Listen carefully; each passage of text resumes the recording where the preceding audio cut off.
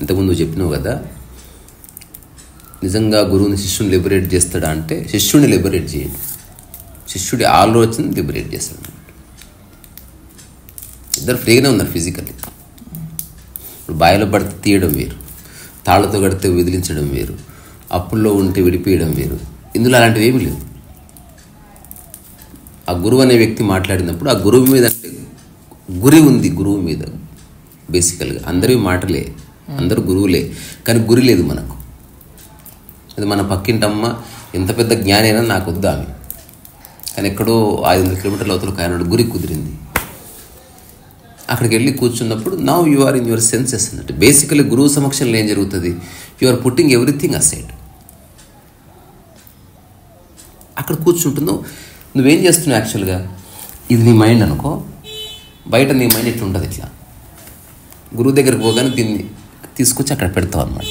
Your app గురువు సమక్షంలో నీవు కూర్చోలే, నీ మనసు కూర్చుంది. And it is ready to correct. ఎక్కడ తను తాను కరెక్ట్ చేసుకోవడం దానికి ఇష్టం లేదు, కానీ ఒక్క చోట అది సిద్ధంగా ఉంది కరెక్ట్ చేసుకోవడానికి. అదే బ్యూటీ అనమాట, అదే బ్యూటీ. అప్పుడు వాడు స్పెషల్గా ఏం చెప్పట్లే, అనంతంగా గురువులు ఎందుకు మాట్లాడారు అనంతంగా అంటే ఎక్కడన్నా తగులొచ్చు. లిబరేషను నువ్వు అనుకున్నప్పుడు ఎప్పుడు జరగదు. గురువు ఈ క్షణం నీకు లిబరేట్ చేస్తా అని చెప్పలేడు, కానీ ఖచ్చితంగా తెలుసు లిబరేట్ అవుతుంది. ఒకసారి ఓషో అన్నాడు, లిబరేషన్ తప్పకుండా జరుగుతుంది అని అందరూ సీరియస్గా విన్నారన్నమాట. మేబీ అన్నాడు మళ్ళీ, జరిగితే జరగవచ్చు. ఇప్పుడు నేను కాన్వర్జేషన్లో లేను, జస్ట్ ఒక విషయం చెప్తున్నా ఏంటంటే, అందుకని నిరంతరము ఈ యొక్క మాటని కదా మాధ్యమం. గురువు శిష్యుడు కలిసి చెమ్మ చెక్క ఆడతారా, లేకపోతే తింగిరిపోతా, అవన్నీ ఏం లేదు. లోపల మనసులో ఉన్నది ఇతను గుర్తించి ఏదో చెబితే అతని ఆలోచనల్లో అప్పటికప్పుడు, because he's ready to change. ఇది ముఖ్యమైన పాయింట్. అసలు రియల్ లిబరేషన్ అక్కడుంది. ఇప్పుడు అంతెందుకు మీరు ఆశ్చర్యపోతారు, మీకంటే అందరికీ అనుభవం. వెంకటేశ గొడవైంది, ఒకడు ఎంత చెప్పినా వినట్లే, ఎవడొస్తే వాడి మీద పోతున్నాడు. అప్పుడు ఎవరో ఒక పెద్ద ఆయన వచ్చాడు, వాడు చెప్తే విన్నాడు. అంటే గురి కుదరాలి. గురి కుదరనంత వరకు నువ్వు ఎంత పెద్ద గొప్ప గురువైనా, వాడు ఎంత తోపైనా, నీకు గురి కుదరకపోతే ఎండ్ ఆఫ్ ది స్టోరీ. నువ్వేం నేర్చుకోక్కర్లే. సంహౌ బ్లూటూత్ కరెక్ట్ అయింది, పాటలు ఇంటి ఎందు లేకపోతే లేదు, తర్వాత సంగతి. అది ముందు ఆ గురి కుదరాలి, రెండింటికి ఏదో సమ్ లింక్ కుదరాలి. పరమహంస దగ్గర వివేకానంద గురి కుదిరింది. వివేకానంద ఎంత పెద్ద ఇంటలెక్చువల్, పరమహంస అసలు ఇంటలెక్చువాలిటీ లేనే లేదు. ఆయన ఏం పుస్తకాలు చదువుకోలే, గొప్ప ఇంగ్లీష్ భాష రాదు. వివేకానంద చాలా గొప్ప గొంతు అని చెప్తారు. Is to speak very well. ఇప్పుడు మన దగ్గర ఉన్నది ఎవరో అన్నారు, వివేకానంద ఒరిజినల్ వాయిస్ కాదేమో అని, బట్ స్టిల్ ఐ ఫీల్ అతనికి అట్లాంటి వాయిస్ ఉండి ఉండొచ్చు. ఎప్పుడైనా వివేకానంద వాయిస్ విన్నారా మీరు? రియల్ వాయిస్, అది రియల్ వాయిస్ కాదని అంటారు, బట్ పర్సనల్ ఐ ఫీల్ అట్లా ఉండి ఉండొచ్చు అతని వాయిస్. ఇంకా నేను కొందరు వాయిస్లు వినున్నా ఆ మార్ధవం ఉంటుంది. ఎందరినో కలిశాడు, గురి కుదిరింది. ఎందుకు?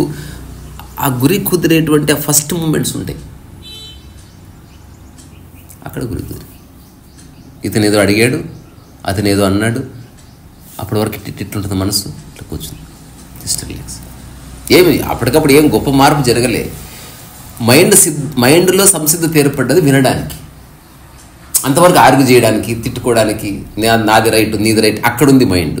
మొట్టమొదటిసారి it has no interest in argument, ready to listen, ఏమంటాడు ఇతను అని వినడానికి.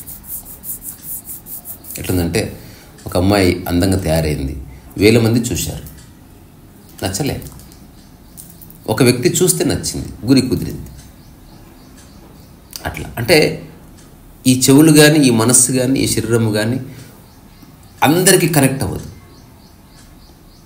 మైండ్ వెళ్ళిపోయిన తర్వాత అందరికీ కనెక్ట్ అవుతుంది. అది తాత్కాలికంగా కనెక్ట్ అవుతుంది, డెడ్ అవుతుంది, కనెక్ట్ అవుతుంది, విడిపోతుంది. అది జ్ఞానోదయపు స్థితి. అది ఎవరితో ఏ బంధం ఉండదు. కానీ చూసేదానికి ఎట్లుంటుంది, అసలు ఆయన నన్నే ప్రేమిస్తాడు అని అనిపించినట్టు అనిపిస్తుంది. ఆడెవరిని ప్రేమిస్తలేడు, అందరిని ఒకలా చూస్తున్నాడు, అట్లా అనిపిస్తుంది. ఇప్పుడు వివేకానంద ఏమడిగాడు, ఒకటే ప్రశ్న, తిరిగాడు, దేవుడు ఉన్నాడా? ఎంత సీరియస్ క్వశ్చన్. అందరు ఏదేదో చెప్పారు ఫిలాసాఫికల్గా, అది ఎట్లా ఉంది, దాని రూపం అట్లుంటుంది, అట్లా అన్నీ కాదు, ఉన్నాడా మీరు చూసావా, అదట ఇంత గట్టిగా అడితే ఎట్లా చెప్తాం, చెప్పేది కాదు రహస్యం ఉన్నారు కొందరు. పోసిరా పో. అయితే దక్షిణేశ్వరంలో పరమహంస ఉంటాడని తెలిసిన తర్వాత వివేకానంద ఇతనేం గురువు ఏం కథ అని ఉంటుంది, మైండ్ నెగిటివ్ ఆలోచిస్తుంది. అడిగాడు దేవుడు ఉన్నాడంటే ఉన్నాడు అన్నాడు. అది ఎట్లా అన్నాడు అంటే, నువ్వు భోజనం చేసావంటే ఎట్లా చెప్తావు వెంకటేశ, మామూలుగా చేసిన అట్లా చెప్పాడు. ఇంతవరకు ఎవ్వరు అట్లా చెప్పాలి జవాబు. దేవుడు అంటే ఇట్లా గంభీరం అయిపోయి ఇదేదో గొప్ప అట్లా చెప్పారు. అట్లా కాదు చూసిన ఏమి అన్నాడు. ఇప్పుడు ఇంతకాలం ఉన్న ప్రశ్న పోయింది. ఇప్పుడు నెక్స్ట్ ప్రశ్న, మరి నాకు చూపిస్తావా అని అడిగితే చూపిస్తాను, అయితే ఏమి నెక్స్ట్ అన్నాడు. అరే తర్వాత పరమహంస అడిగిన ప్రశ్న దిమ్మ తిరిగి, ఇప్పుడు చూస్తావా, భోజనం చేసినాక చూడు ఏముంది, తొందర ఉంది, అది ఎప్పుడు ఉంటుంది, అది ఇప్పుడేం చూస్తావు, ఎందుకంత తొందర, నీ అరచేలాగా ఎప్పుడు ఉంది అది. ఇంతకాలం మోసిన ఆలోచన ఫస్ట్ ముళ్ళుతో తీసేసినట్టు ఆ చిన్న జవాబు తెలిపి తిందురా నరేందా ఇంత చక్కగా పాడుతావు అని కన్నీళ్ళు పెట్టుకున్నాడు. అయిపోయింది, మనసు పక్కకి తిరిగి వచ్చేసింది, గురి కుదిరింది, ఇంకా చేయబట్టుకొని తీసుకెళ్ళాడు. నిజంగానే నేను రామకృష్ణ సంపూర్ణ సాహిత్యం చదివాను కాబట్టి అందులో హృదయనాథ్ లేకపోతే కొన్ని క్యారెక్టర్స్ ఉంటాయి, హృదయ వాళ్ళ కాంటెక్స్ట్ చూసినప్పుడు తెలుస్తుంది. Paramahansa used to like him so much. అలాగని అందరిని లైక్ చేయడం కాదు, కొందరికి గురి కుదురుతుంది, అట్లా అంతే. అట్లా గురి కుదరాలరా. అయితే ఇక్కడ విషయం ఏంది, గురి కుదిరింది. ఇతను ఇక్కడ ఉన్న చోటనే ఉన్నాడు, ఇతను ఉన్న చోటనే ఉన్నాడు. ఇతను మాట్లాడుతున్నాడు మనసు ఆధారం చేసుకొని, ఇతను వింటున్నాడు మనసు ఆధారం చేసుకొని. ఇతను ఏదో చెప్తే అప్పటి వరకు మనసులో ఉన్న మిస్కాన్సెప్షన్ వెళ్ళిపోయింది, ఒక క్లారిటీ వచ్చింది, అదే లిబరేషన్ అంటే. అట్లా అన్ని విషయాల్లోనూ ఒక స్పష్టత వచ్చింది. స్పష్టత రకరకాలు ఉంటుంది. ఎగ్జాంపుల్, ఏ వస్తువు ఎలా వాడాలి అన్నది ఒక స్పష్టత, ఇది ఒక లిబరేషన్. దీనికి ఒక 20 ఏళ్ళు పట్టింది వాడికి, ప్రతిదీ తెలుసుకున్నాడు. రెండోవాడు ఎట్లా వాడినా ఏం కాదు అని స్పష్టత వచ్చింది ఒకడికి. అందుకని వాడు కింద పడితే లేపు నిలబెడుతున్నాడు, చెడిపోతే వస్తువు భయ చెడిపోతుంది ఏమో అని, ఇది ఒక స్పష్టత వచ్చింది. ఇంకోనికి ఏం స్పష్టత వచ్చింది, అన్నీ ఉండాలి, వాటిని గౌరవం కాపాడుకోవాలి అని స్పష్టత. వాడు అట్లా ఉంటున్నాడు, వాడికి ఒక స్పష్టత వచ్చింది. వాడు అసలు ఏం అక్కర్లే గోచిగుడ్డ జాలని అన్నీ వదిలేశాడు, వాడికి ఒక స్పష్టత వచ్చింది. రకరకాల స్పష్టతలు ఉన్నాయి, రకరకాల లిబరేషన్స్ ఉన్నాయి. దాని మూలస్థితి ఒకటే, ఆలోచన నిన్ను బాధిస్తలేదు, ఎండ్ ఆఫ్ ద స్టోరీ. దీని తర్వాతనే రియల్ ఇష్యూ వస్తుంది, అది చెప్దామని చిన్న ఉపోద్ఘాతం ఇచ్చింది. నెక్స్ట్ లిబరేషన్ వచ్చింది ఇక్కడ. మరి బాడీతో ఏం చేస్తావు, అక్కడ వస్తుంది పెద్ద ప్రాబ్లం. దాంతో పుస్తకాలు రాపిస్తావా, ఇప్పుడు మనసులో ఏ చింత లేదు, ఇప్పుడు బాడీతో ఏం చేపిస్తావు, అది కదా క్వశ్చన్. ఇప్పుడు ఇది ఎలా ఉంటుందంటే, రేరెస్ట్ ఆఫ్ రేర్ థింగ్ ఇది. నీ మనసు ఇప్పటి వరకు అన్నిటి మీద ఉన్నది, మొట్టమొదటిసారి అన్నిటి నుంచి కట్ అయ్యి నీ బాడీ దగ్గరకు వచ్చింది. తర్వాత నీ మనసు నీ బాడీతో ఉండటం వల్ల బాడీకి మైండ్కి మధ్యన కాన్ఫ్లిక్ట్ ఏర్పడుతుంది. చిన్న కాన్ఫ్లిక్టే, పెద్దది కాదు. అన్న ఇంకొకసారి రిపీట్ చేయండి. ఇంతవరకు రకరకాల విషయాల్లో నీ మనసు ఉండటం వల్ల నీ బాడీకి పెద్ద ఇబ్బంది రాలే, అంటే బాడీకి ఏం లేదు. అది ఎట్లుందంటే ఫోకస్ అంతా విలన్ మీదకి వస్తుంది ఒకసారి అట్లా. సో ఇప్పుడు నెక్స్ట్ మైండ్ మొత్తం అన్నిటితో కట్ అయింది. ఇప్పుడు ఏమొస్తుంది నెక్స్ట్ అంటే, ఈ బాడీతో ఏం చేయించాలి అని, అంటే how to use the body. నువ్వు సరిగ్గా చూస్తే నిజమైన కర్మయోగం యొక్క ఆవిర్భావం అక్కడ జరుగుతుంది. నిజానికి ఈ ఆలోచనలో స్పష్టత వచ్చినప్పుడే అప్పటికే బాడీతో ఏదో పని చేస్తూ దాన్ని కొనసాగించడం ఉంటుంది. ఇంకా దాంట్లో సక్సెస్ ఉండదు, ఫెయిల్యూర్ ఉండదు, they just continue. Paramahansa Yogananda తెలుసా మీకు, విన్నారు పేరు? ఆయనకు ఒక శిష్యుడు ఉన్నాడు, అతని పేరు క్రియానంద. విన్నారు ఎప్పుడన్నా, చూశారు ఎప్పుడన్నా? ఇంకా ఉన్నాడు. ఎవరో రాస్తా ఉంటారు అంటే అర్థమైంది, నువ్వు జస్ట్ రాయి, నాకు రాయడం రాదు. సరే రాయిలే, నాకు రాదండి, నాకు రాయడం రాదు అన్నావు కదా, అదే రాయి. చూడు క్లియర్ అయిపోయింది థాట్. ఇప్పుడు నేను రాశాను పేపర్ మీద, నేను ఎన్నో సంవత్సరాలుగా రాయాలనుకుంటున్నా, రాయలేకపోతున్నా. నాకు ఎలా రాయాలో తెలియదు. నేను రాసి ఎవరిని మెప్పిస్తానో నాకేమీ తెలియదు, నేనేం రచయితని కాదు. ఆల్రెడీ రాస్తూనే ఉన్నావు, your already writer. Keep writing. ఏం రాయాలంటే ఏదనిపిస్తే అది రాయి. ఇక్కడ ఎవ్వరు లేరు నిన్ను జడ్జి చేసేవాళ్ళు. నీకోసం రాయి, నేను నువ్వు ఎట్ట రాసిన అంగీకరిస్తా అన్నాడు యోగానంద. అది రియలైజేషన్. ఎప్పుడైతే ప్రపంచాన్ని అంతా వదిలి యోగానందను పట్టుకున్నాడా, యోగానందనే చెప్తున్నాడు, నువ్వు ఎట్లా రాసినా నాకు ఓకే బేటా, రాసుకున్నాయి అన్నాడు. అయిపోయింది. ఆ చివరి థ్రెడ్ కట్ అయిపోయింది. ఇంకా అక్కడి నుంచి ఇప్పుడు రాస్తూనే ఉన్నాడు. అన్నా ఇప్పుడు నువ్వు చెప్పావు కదా, నాది ఇంకా అయిపోలేదు, జస్ట్ ముగిస్తా. అంటే how to use the body అన్నది కూడా ఒక ఇంపార్టెంట్ రోల్ ప్లే చేస్తుంది. నెక్స్ట్ ఆ ఎన్లైటెండ్ సోల్ అందరికి కనిపిస్తుంది బాడీ ద్వారానే కదా. అందుకని కొందరు ఎంతో గొప్ప అవగాహన కలిగిన శరీరాన్ని వాళ్ళు ఉపయోగించుకొని కారణంగా వాళ్ళు అనామకులుగా మిగిలిపోయారు. అనుభవం same, but they would have done something. ఇప్పుడు ఓషో ఉన్నాడు, అందమైన శరీరాన్ని ఉపయోగించుకుని దాంతో మాట్లాడిచ్చాడు. అట్లా సద్గురు ఉపయోగించుకుంటున్నాడు, చాలా వర్క్ చేస్తా తెలుసా. అంటే వాళ్ళ షెడ్యూల్ మార్నింగ్ 6 నుంచి నైట్ పడుకునే వరకు every half an hour schedule fix అయ్యి ఉంటుంది. అంటే they know how to use the body, they know how to understand the body. పూర్తి ఆసక్తి జీవితకాలం చేస్తున్న పని కాబట్టి బాడీని ఆ విధంగా ప్రిపేర్ చేసి వదిలేస్తారు. ఇప్పుడు మన పాయింట్ ఆఫ్ వ్యూలో, కామన్ మ్యాన్ పాయింట్ ఆఫ్ వ్యూలో చివరి మాట ఇది. చూసేవాడికి ఒక వ్యక్తి గొప్ప పని చేస్తున్నట్టుగా ఒక జ్ఞానోదయం పొందిన వ్యక్తి, ఇంకో జ్ఞానోదయం పొందిన వ్యక్తి ఎవరుందంటే అతను మామూలు పని చేస్తాడు, అతను ఏదో ఊడ్చుకుంటాడు. కానీ వాళ్ళ పాయింట్ ఆఫ్ వ్యూలో వాళ్ళిద్దరి పనులు ఒకటే, దేర్ ఈజ్ నో డిఫరెన్స్ అనేది మనం గుర్తిస్తే సరిపోతుంది. ఇప్పుడు నేనున్నాను, నా బాడీని ఎట్లా వాడుకోవాలని నాకు కంక్లూజన్ వచ్చింది. నేను చేయగలిగే అన్ని పనులు హాయిగా చేస్తాను, దాంట్లో సక్సెస్ లేదు, ఫెయిల్యూర్ లేదు, ఎక్స్పెక్టేషన్ లేదు, ఎవరో చూస్తారని లేదు, అప్రిసియేషన్ వస్తుందని లేదు, ఏం లేదు. ఇప్పుడు నా యూట్యూబ్ టాక్ కూడా అంతే.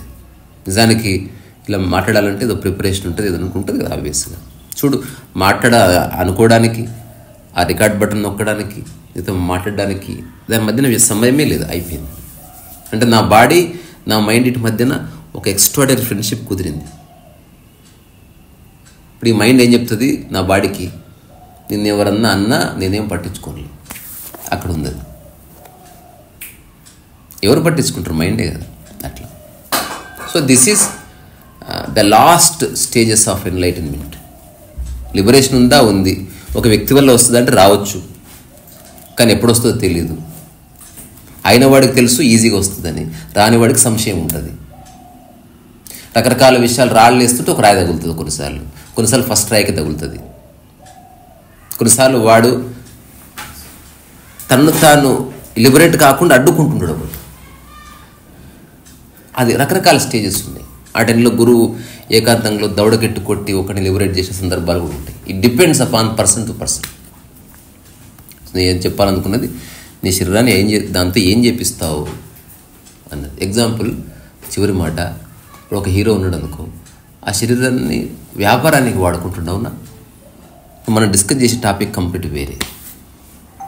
శరీరంతో నీకు ఏం చేపిస్తావు అన్నది కంక్లూజన్కి రా. ఇప్పుడు రెండు సర్దుకుంది. మనస్సు అండ్ శరీరం రెండు ఎప్పుడూ ప్రేమలో ఉండే లవర్స్ లాగా ఉండాలి. They are always in love with each other. ఇద్దరి మధ్యన ఎప్పుడు ఒక సమతూకం ఉంది. ఇప్పుడు అడుగు, ముగిద్దాం, చెట్లకు నీళ్లు పోద్దాం. ఇప్పుడు మీరు చెప్పారు కదా, వివేకానంద అడిగితే ఆయన ఇచ్చిన సమాధానం వల్ల మొట్టమొదటిసారి ఆ ఇంటెన్సిటీ, ఆలోచనలోని ఇంటెన్సిటీ పక్కకి జరిగింది.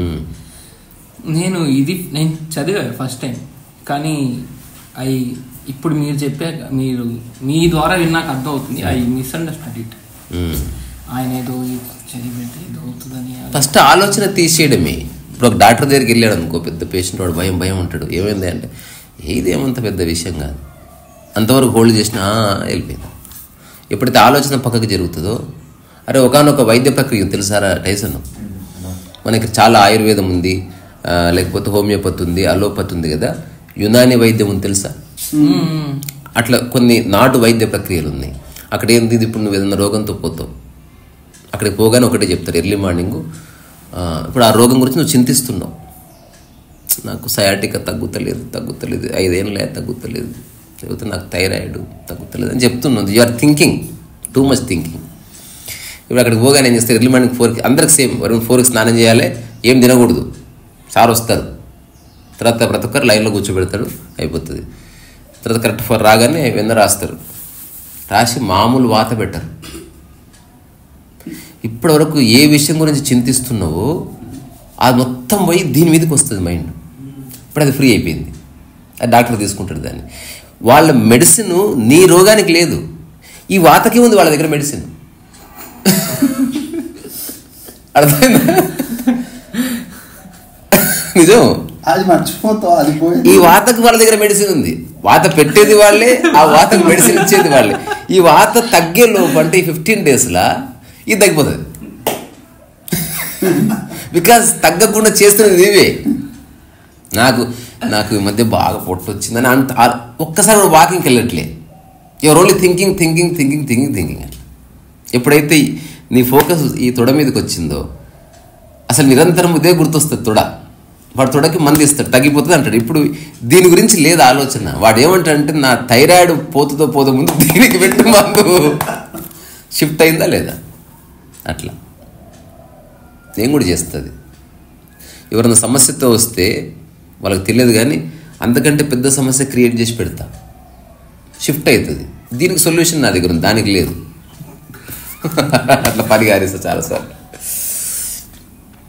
ఏదేమైనా కొంచెం టైం పట్టవచ్చు, కానీ ఏమంటారు, టెన్షన్ పడాల్సిన అవసరం లేదు. ఇప్పుడు అన్ని సమస్యలకు తోడు ఇదొక సమస్యగా మార్చుకోవద్దురా టైసన్, నాకెందుకో జ్ఞానోదయం అవుతలేదని. మళ్ళీ అంటే కాకపోయినా రిలాక్స్గా ఉండు, అదే జ్ఞానోదయం అంటే. అనుకున్నా కానీ కాలేదు, ఏంది భయ అంటే అదే స్టేట్. బేసికల్లీ నువ్వు లిబరేట్ అయిపోయినావు. అందుకే ఎవరైతే వింటున్నారో ఒకసారి క్వశ్చన్ చేసుకోకండి, లిబరేషన్ ఫ్రమ్ వాట్? దేని నుంచి? నీ ఆలోచన నుంచి, అంతకుమించి ఏం లేదు. There is no mind, it is only the thought that creates the mind. అంతే, థాట్ ఈజ్ ద మైండ్. మళ్ళీ క్రియేట్స్ ద మైండ్ ఏం లేదు, థాటే మైండ్.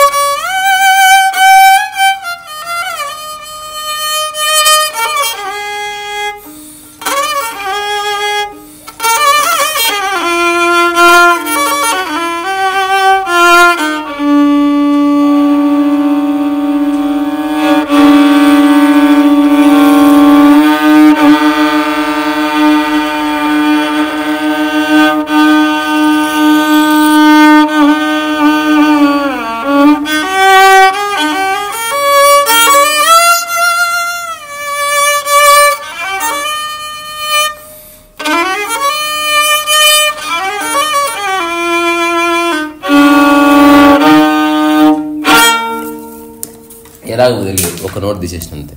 చలో పోదాం, పచ్చట్లో నీళ్ళు పోద్దాం.